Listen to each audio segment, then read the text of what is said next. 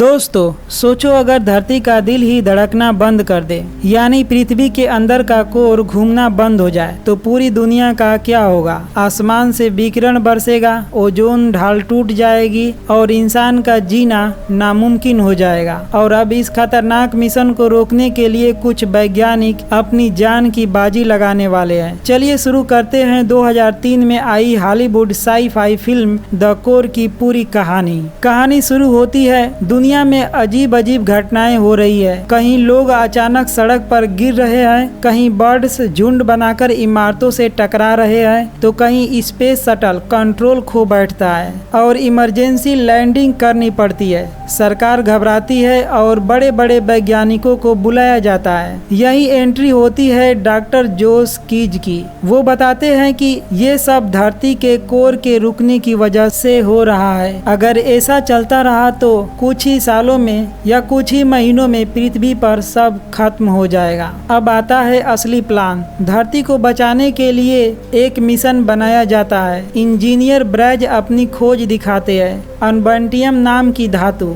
इससे एक special machine बनाई जाएगी जिसका नाम है वर्जिल। ये ट्रेन जैसी मशीन सीधे धरती के केंद्र तक जाएगी और वहां पर न्यूक्लियर ब्लास्ट करके कोर को दोबारा घुमाएगी। टीम तैयार होती है। जोस वैज्ञानिक और leader, commander Iverson major Beck pilot, Braz engineer, Zimsky theoretical scientist और एक हैकर रैंट फिच जो बाहर से पूरी दुनिया के नेटवर्क को कंट्रोल करेगा। मिशन की शुरुआत वर्जिल समुद्र की गहराई से धरती में उतरना शुरू करता है। जैसे जैसे मशीन नीचे जाती है, दबाव और गर्मी बढ़ती जाती है। लेकिन तभी पहला बड़ा खतरा सामने आता है। मशीन एक क्रिस्टल गुफा में फंस जाती है और हादसे में कमांडर इवर्सन की मौत हो जाती है। पूरी टीम टूट जाती है, लेकिन उन्हें पता है कि अब वापसी का रास्ता नहीं है। दूसरा झटका, आगे जाकर मशीन डायमंड जैसी मजबूत चट्टान से टकरा जाती है। इससे टाइमर और बम सिस्टम खराब हो जाते हैं। उसे ठीक करने के लिए एक वैज्ञानिक अपनी जान कुर्बान कर देता है। ब्रैज का बलिदान। कुछ समय बाद मशीन का एक हिस्सा बाहर से ही ठीक किया जा सकता था। ब्रैज खुद बाहर निकलते हैं और अपनी जान देकर बाकी टीम को बचा लेते हैं। उनका ये त्याग टीम के अंदर और भी हिम्मत भर देता है। आखिरकार टीम कोर तक पहुंचती है, लेकिन वहां उन्हें सबसे बड़ा झटका लगता है। सारे कैलकुलेशन गलत थे। जो विस्फोटक उन्होंने लाए थे वो कोर को घुमाने के लिए काफी नहीं है। अब या तो वो सब मर जाएंगे या फिर कुछ नया प्लान बनाना होगा। टीम तय करती है कि वर्जिल की अपनी पावर का इस्तेमाल किया जाए। बमों को ज्यादा ताकत दी जाती है। इसी बीच जिमेस्की भी खुद को बलिदान कर देता है ताकि बाकी लोग बच सके। जोस और बैक आखिरकार सही टाइम पर बम ब्लास्ट करते हैं। जोरदार धमाके होते हैं और धीरे धीरे धरती का कोर फिर से घूमना शुरू कर देता है, यानी पृथ्वी बच जाती है। अब बाहर निकलने की बारी। विस्फोट के बाद वर्जिल समुद्र के तरफ आ तो जाता है, लेकिन सारी बिजली चली जाती है। तभी जोस को आइडिया आता है कि अनबेंटियम धातु गर्मी को बिजली में बदल सकती है। वो इसका इस्तेमाल करके मशीन को दोबारा चालू कर देता है। वर्जिल आखिरकार समुद्र से बाहर निकलता है, लेकिन उनकी लोकेशन कोई पकड़ नहीं पा रहा। तभी हैकर रैट फिच व्हेल्स की आवाजों के जरिए उनका सिग्नल ढूंढ लेता है। रेस्क्यू टीम आकर उन्हें बचा लेती है। सरकार चाहती है कि इस मिशन का सच जनता को न पता चले, लेकिन रैट इंटरनेट पर सब सच अपलोड कर देता है और इस तरह दुनिया जान जाती है कि कुछ गिने चुने वैज्ञानिकों ने अपनी जान की बाजी लगाकर पूरी धरती को बचा लिया। तो दोस्तों, ये थी फिल्म द कोर की पूरी कहानी। ये फिल्म हमें सिखाती है कि इंसान चाहे कितनी भी मुश्किल में क्यों न हो, अगर हिम्मत और साइंस का साथ हो तो असंभव भी संभव हो सकता है।